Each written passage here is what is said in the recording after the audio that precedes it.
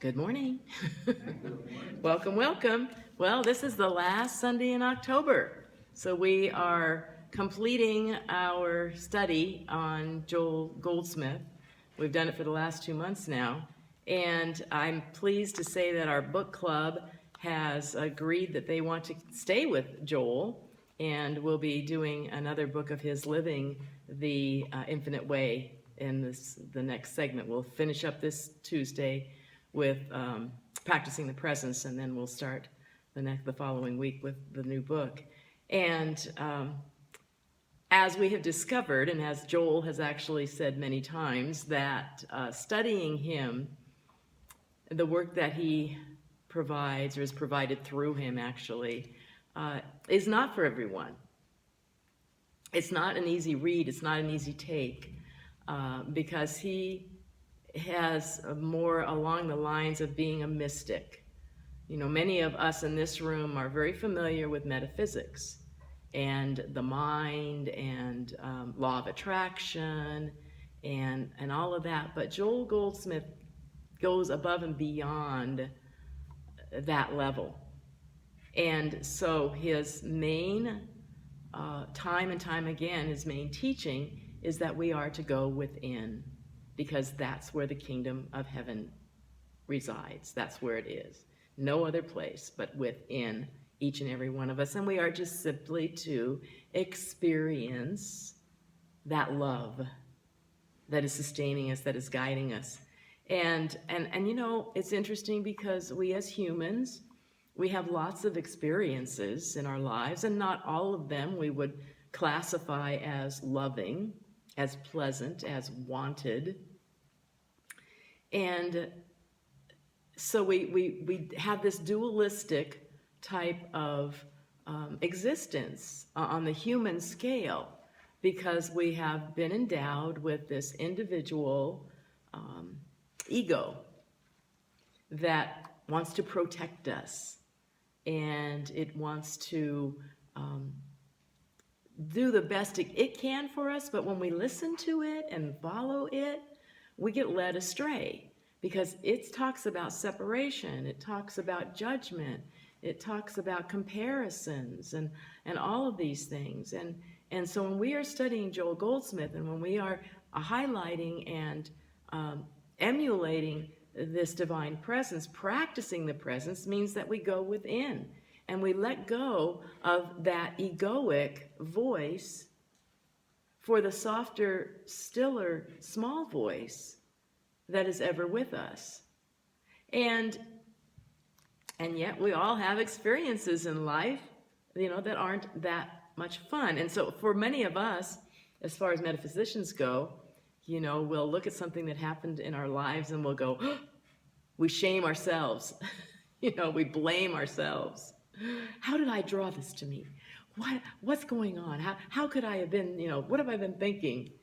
And so we want to recognize that that's a form of the way we're going to do it. That's what happens. Emerson told us that what you do speaks so loudly that I can't hear what you're saying. And so when we have that practicing the presence of going within, what we're doing is that we are bringing forth that truth, that love, that peace, that joy that is always ever residing within us. And that will come out in the fruits of our lives. It takes time and time again, though, remembering to remember that it's okay. Because there are things that happen that we think, how did I draw this to me? You know, what was I thinking?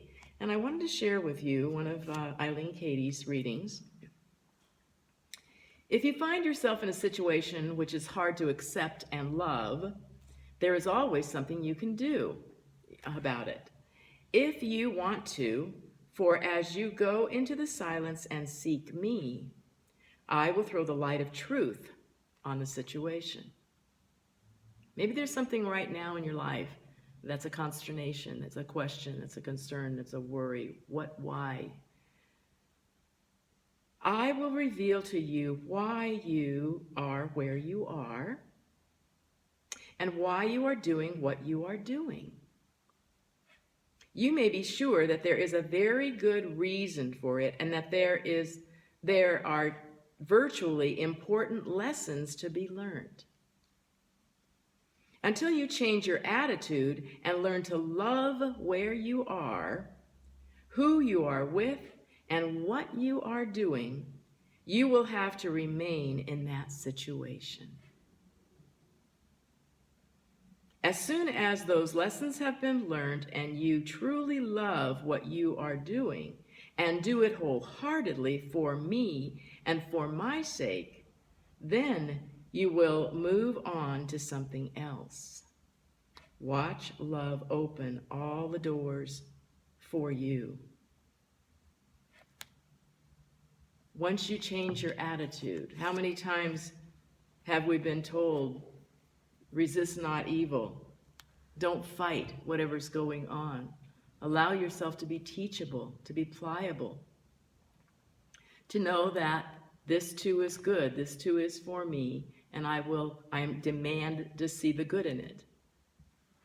So I believe that all of us are on this earth plane to reveal, to allow this beautiful divine being on talents that each of us have. Each of us are going to develop our own talents, not the ones that we had yesterday or 10 years from now, from before. No, we're developing new talents. We're an infinite being, and we need to remember that God wants us to demonstrate itself in new ways, in vast ways. Because again, this egoic mind gets easy to fall into that rut and that trap of saying, okay, yeah, I know what's going on. Everything's fine. It takes doing something different. It takes us, and I put it in the thought for the week, so many things that the master teacher told us is that it's up to us. You know, God hasn't gone anywhere. We are the ones that have separated ourselves from this loving energy, from this infinite possibility that we have for ourselves. And so what we want to remember is that I, of myself, of my ego self, can do nothing. I step that aside and I allow this inner self to come into full fruition. I am available for this love to be used and going through me. But it takes action. And so it's one thing we've been talking about is meditation, going within, taking the time. And that's what Eileen Cady, if you read her at all, my goodness, that's all of it is. You got to listen to me. You know, you got to go in and seek me. And one of the, there's so many metaphors, you know, for us to be taking action. You know, there can be the electrical outlet on the wall. It has all of this energy just sitting there waiting for us, but unless we plug something into it, it does us no good. We can stand at the top of a well and we can look down at the water in it and we can beg and we can plead and we can ask it and we can do all of this to want to have that water come up for me to use. But what do I have to do? I've got to lower the bucket. I've got to fill it and I've got to pull it back up, or I need to push the pump button or however you get the water out of the well. But you've got to do, we have to initiate the process of doing something to facilitate this God self to live through us. Goldsmith said, reminded us of the Master's teaching, ye shall know the truth. Ye shall love the Lord thy God. Ye shall love thy neighbor as thyself. Ye shall pray for the enemy. Ye shall forgive 70 times 7, and ye shall bring the tithes into the storehouse. We have to do it. And I really believe that Louise Hay was quite wise in her wisdom of telling us, teaching us, that we need to, first and foremost, go within and love. this self that we are. Love this God self that we are. When we do that, when we just step that ego aside and just say, my goodness, I am this love. With no ego in it whatsoever, to acknowledge that this love is me. And then that will be reflected out. Everything starts within and goes from out, cause to effect, from inside out. I have to give you an update. I think I've been remiss in giving you some updates on my little 2-year-old granddaughter. She is now 2.5, and oh my, she had what they call the terrible twos have hit, and she can, with the best of them, throw what my mother used to call the hissy fit. She can throw herself down on the floor. She can make the tears just spurt out immediately, and she can wail and all of that if she doesn't get what she wants. And so this last week, I get to the house about 8 o'clock, and Burke, my son, and she were out in their new motorhome. And of course, she was playing, doing things. And Burke said, okay, well, now that Grandma's here, I'm going to go inside and I'm going to work. Now, Adeline, so I'm going to go inside now. And she's a daddy's girl, right, at the moment. And so, oh my, that was not what she wanted to hear. No, I want daddy. And so she starts throwing her in a little fit. She's lying herself, throwing herself down on the little bench and crying.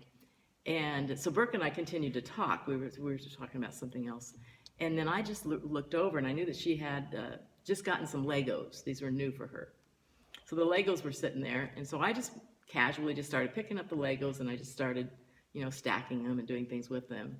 And she glanced around, and she saw me doing it, and she went, those are my toys.